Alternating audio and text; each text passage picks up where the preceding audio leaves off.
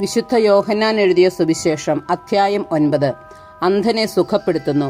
അവൻ കടന്നുപോകുമ്പോൾ ജന്മന അന്ധനായ ഒരുവനെ കണ്ടു. ശിഷ്യന്മാർ യേശുവിനോട് ചോദിച്ചു, റബ്ബി, ഇവൻ അന്ധനായി ജനിച്ചത് ആരുടെ പാപം നിമിത്തമാണ്? ഇവന്റെയോ ഇവന്റെ മാതാപിതാക്കന്മാരുടെയോ? യേശു മറുപടി പറഞ്ഞു, ഇവന്റെയോ ഇവന്റെ മാതാപിതാക്കന്മാരുടെയോ പാപനിമിത്തമല്ല, പ്രത്യുത ദൈവത്തിന്റെ പ്രവൃത്തികൾ ഇവനിൽ പ്രകടമാകേണ്ടതിനാണ്.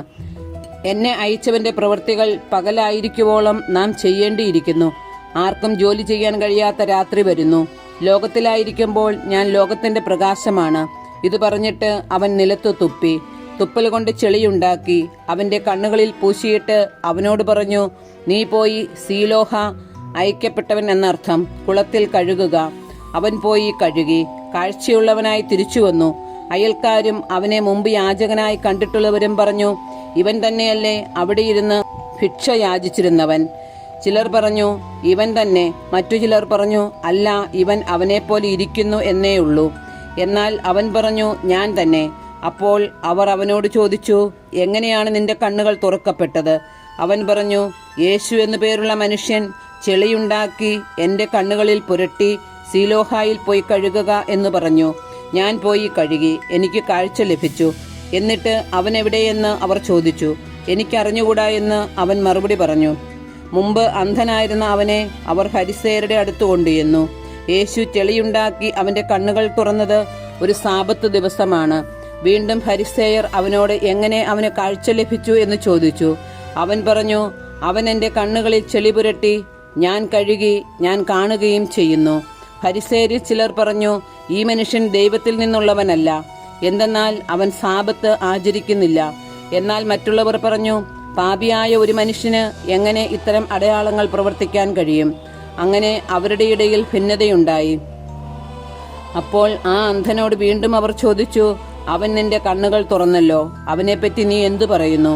അവൻ പറഞ്ഞു, അവൻ ഒരു പ്രവാചകനാണ്. അവൻ അന്ധനായിരുന്നെന്നും കാഴ്ച പ്രാപിച്ചെന്നും കാഴ്ച ലഭിച്ചവന്റെ മാതാപിതാക്കന്മാരെ വിളിച്ചു ചോദിക്കുവോളം യഹൂദർ വിശ്വസിച്ചില്ല. അവർ ചോദിച്ചു, അന്ധനായി ജനിച്ചു എന്ന് നിങ്ങൾ പറയുന്ന നിങ്ങളുടെ മകൻ ഇവനാണോ? ആണെങ്കിൽ എങ്ങനെയാണ് അവനിപ്പോൾ കാണുന്നത്?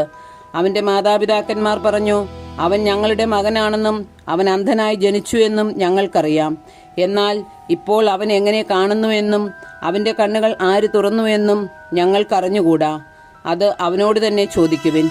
അവന് പ്രായമായല്ലോ, തന്നെക്കുറിച്ച് അവൻ തന്നെ പറയും. അവന്റെ മാതാപിതാക്കന്മാർ ഇങ്ങനെ പറഞ്ഞത് യഹൂദരെ ഭയന്നിട്ടാണ്. കാരണം യേശുവിനെ ക്രിസ്തു എന്ന് ആരെങ്കിലും പരസ്യമായി ഏറ്റുപറഞ്ഞാൽ അവനെ സിനഗോഗിൽ നിന്ന് പുറത്താക്കണമെന്ന് യഹൂദർ തീരുമാനിച്ചിരുന്നു. അതുകൊണ്ടാണ് അവന്റെ മാതാപിതാക്കന്മാർ അവന് പ്രായമായല്ലോ, അവനോട് തന്നെ ചോദിക്കുവിൻ എന്ന് പറഞ്ഞത്. അന്ധനായിരുന്ന അവനെ യഹൂദർ വീണ്ടും വിളിച്ച് അവനോട് പറഞ്ഞു, ദൈവത്തെ മഹത്വപ്പെടുത്തുക. ആ മനുഷ്യൻ പാപിയാണെന്ന് ഞങ്ങൾക്കറിയാം. അവൻ പറഞ്ഞു, അവൻ പാപിയാണോ എന്ന് എനിക്കറിഞ്ഞുകൂടാ.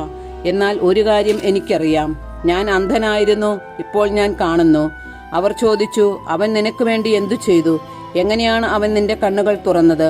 അവൻ മറുപടി പറഞ്ഞു, നിങ്ങളോട് ഞാൻ പറഞ്ഞു കഴിഞ്ഞുവല്ലോ, അപ്പോൾ നിങ്ങൾ കേട്ടില്ല. എന്തുകൊണ്ടാണ് വീണ്ടും കേൾക്കാൻ നിങ്ങൾ ആഗ്രഹിക്കുന്നത്? നിങ്ങളും അവന്റെ ശിഷ്യരാകുവാൻ ഇച്ഛിക്കുന്നുവോ? അവനെ ശകാരിച്ചുകൊണ്ട് അവർ പറഞ്ഞു, നീയാണ് അവന്റെ ശിഷ്യൻ, ഞങ്ങൾ മോശയുടെ ശിഷ്യന്മാരാണ്. ദൈവം മോശയോട് സംസാരിച്ചുവെന്ന് ഞങ്ങൾക്കറിയാം. എന്നാൽ ഈ മനുഷ്യൻ എവിടെ നിന്നാണെന്ന് ഞങ്ങൾക്കറിഞ്ഞുകൂടാ. അവൻ മറുപടി പറഞ്ഞു, ഇത് വിചിത്രമായിരിക്കുന്നു. അവൻ എവിടെ നിന്നാണെന്ന് നിങ്ങൾ അറിയുന്നില്ല. എന്നാൽ അവൻ എൻ്റെ കണ്ണുകൾ തുറന്നു. ദൈവം പാപികളുടെ പ്രാർത്ഥന കേൾക്കുകയില്ലെന്ന് നമുക്കറിയാം. എന്നാൽ ദൈവത്തെ ആരാധിക്കുകയും അവന്റെ ഇഷ്ടം പ്രവർത്തിക്കുകയും ചെയ്യുന്നവന്റെ പ്രാർത്ഥന ദൈവം ശ്രവിക്കുന്നു.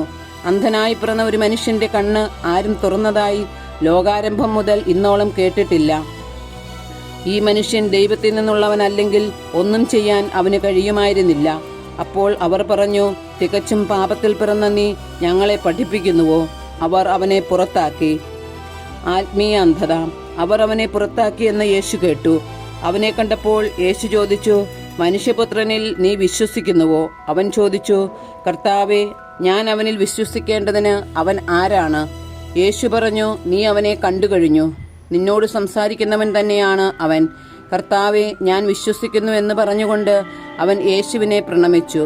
യേശു പറഞ്ഞു, കാഴ്ചയില്ലാത്തവർ കാണുകയും കാഴ്ചയുള്ളവർ അന്ധരായിത്തീരുകയും ചെയ്യേണ്ടതിന് ന്യായവിധിക്കായിട്ടാണ് ഞാൻ ലോകത്തിലേക്ക് വന്നത്.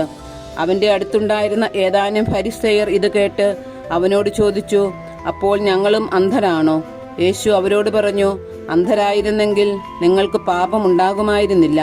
എന്നാൽ ഞങ്ങൾ കാണുന്നു എന്ന് നിങ്ങൾ പറയുന്നു, അതുകൊണ്ട് നിങ്ങളിൽ പാപം നിലനിൽക്കുന്നു.